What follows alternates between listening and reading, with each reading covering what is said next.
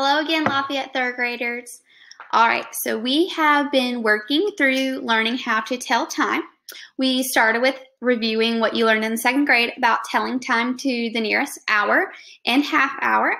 Then we moved into telling time to the nearest quarter hour and to the nearest minute. And then we've also reviewed different ways to tell time. We can look at an analog clock for time. We can write it in a digital form or read it in a digital form. We can also write out the words of the numbers to tell the time. And we can also use the words like half past, quarter till, o'clock, and things like that. So today we are going to review everything that we've learned and kind of bring it all together and work on telling time. So you have a copy of page 393 from our math textbook, and you and I are going to work through questions 1 through 4 together. And then when this video is over, you are going to work on 5 through 17. And then there will be another video posted with the answers to 5 through 17 and me going over them with you so we understand why each answer is the correct answer. All right, so we're going to go ahead and look at number 1. Now, if you don't have it in front of you, that's okay because I'm just going to show it to you right here anyways. So we are looking at number 1. It's that orange clock right here, number 1. And the directions say, in 1 and 2, write the time shown on each clock in 2 ways. All right, so I'm going to show you that clock again. All right, so first we need to be looking at the hour. Now we see that the hour is between the 6 and the 7, but I know to hook back because it's not yet, it has not yet been 7 o'clock. So there's no way it can be 7 and then another number because it's not even been 7 o'clock yet. All right, so we know that our hour is 6. So we can go ahead, I'm going to first write it in digital form and then we can work together on word form. So I'm going to write the number 6 and then the colon, which is those 2 dots. And then I'll look a little closer at the minute hand. And we see that the minute hand is pointing exactly at the 9. And remember, we're so smart. We know 9 times 5 is 45. So this time is 6:45. And this is how it would be written in digital form, which we all know how to do that. All right, so let's think about other ways that we can write this out. So we can actually write out the numbers 6 and then 45. Which would look like this. But don't you remember something with 45? Yeah, remember? Our clock is split into quarters. So we can look at our little material that we were using in one of the past videos. So right here, pressing at the 9, it says quarter till. So we can also use the words quarter till.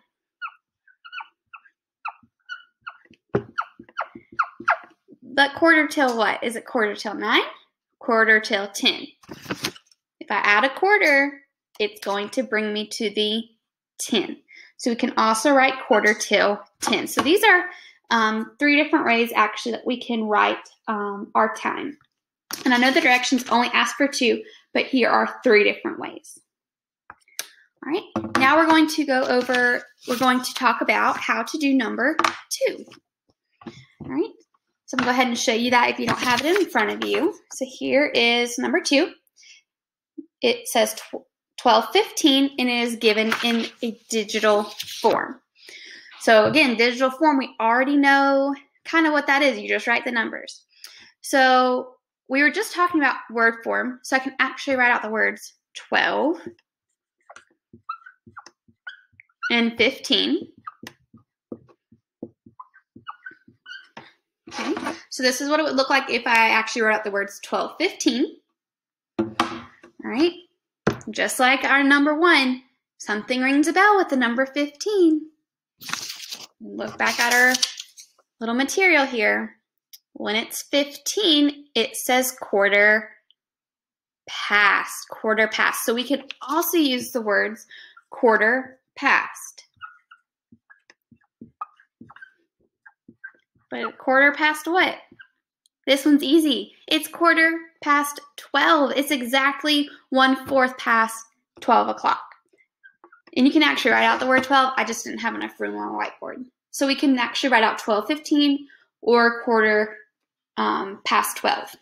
But I think there's one more way that we can write our time.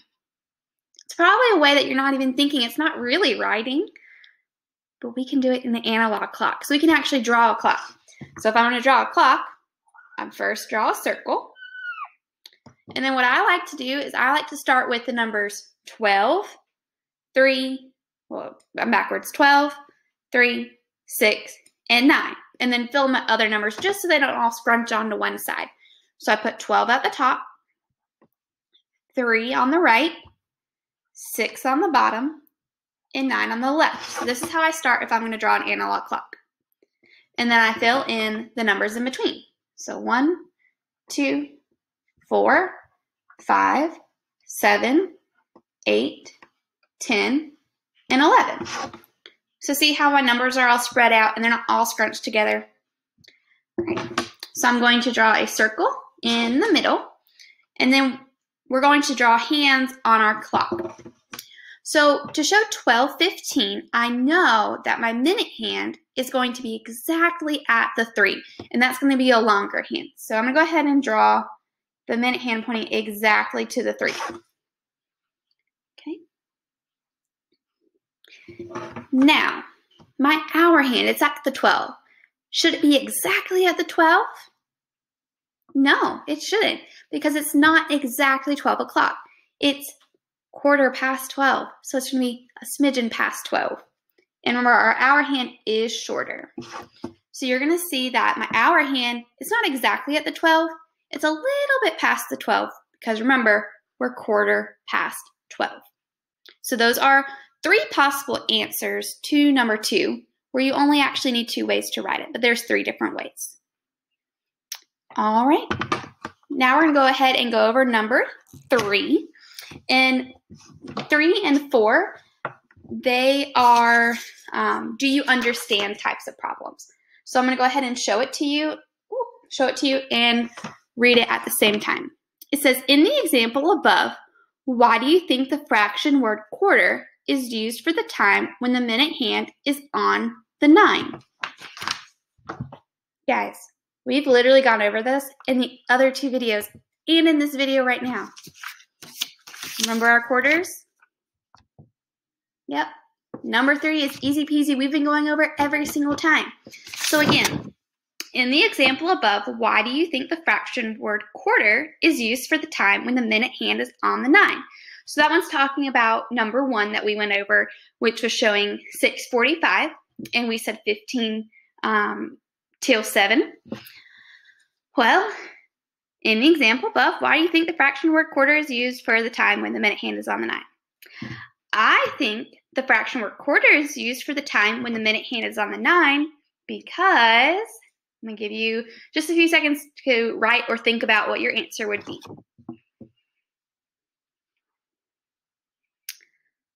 All right, so the reason why the fraction word quarter is used for the time when the minute hand is on the 9 is because our clock can be split into 4 quarters.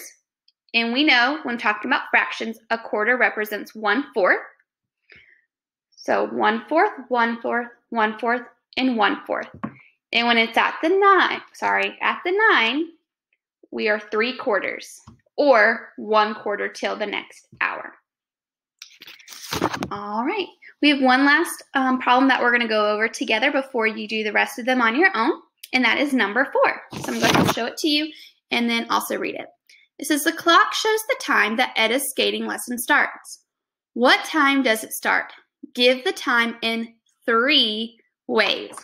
We can do that. We've been doing 3 ways the whole time, even when it asks us for 2 ways. All right, so let's go ahead and I'm going to show you that clock a little bit closer.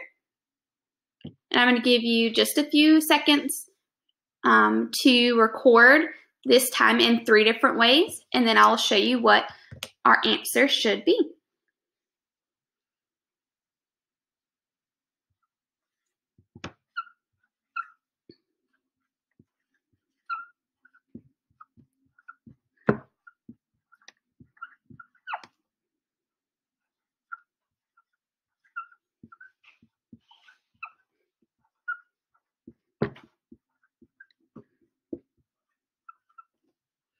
All right, and if you're still working, you can go ahead and pause this video until you're ready to check your answers. All right, so this time was showing 10:15, so we can write that in a digital way, which is the first one here. We can also write out the words to the numbers 10, 15, and we can also say quarter after 10, because we know that 15 is 1/4 of 60, which is our whole clock, and it is only 1/4 past our hour, so that's how we get quarter after 10. All right, so what you need to do now is go ahead and work on questions 5 through 17 on your own, and then we're going to post another video going over those answers. Make sure that you read the directions so you know what you are going to be doing. For 5 through 7, you are going to write the time shown on each clock in 2 ways, just like we practiced with 1 and 2. You can also write the third way if you choose.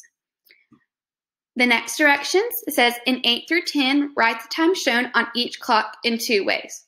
It's the same thing, but again, you can write the 3 other ways if you choose. And then 11 and 12 are some word problems that deal with clocks. And then make sure you pay attention for 13 through 16. You're using this table here. So 13 through 16 is not talking about clocks, but it is giving you a review of things that we have already learned in 3rd grade. So just like math for today, it's going to be reviewing what we've already done. So make sure you do those. And then number 17 is a multiple choice clock problem. Now again, like the other work, you can print off these papers and write the answers and do the work on the paper, or you can use the Google Doc to record your answers to submit your work. Either way is fine as long as you are doing one. All right, so don't forget to come back and watch the second video on this thread to check your answers. All right, I'll see y'all in just a little bit.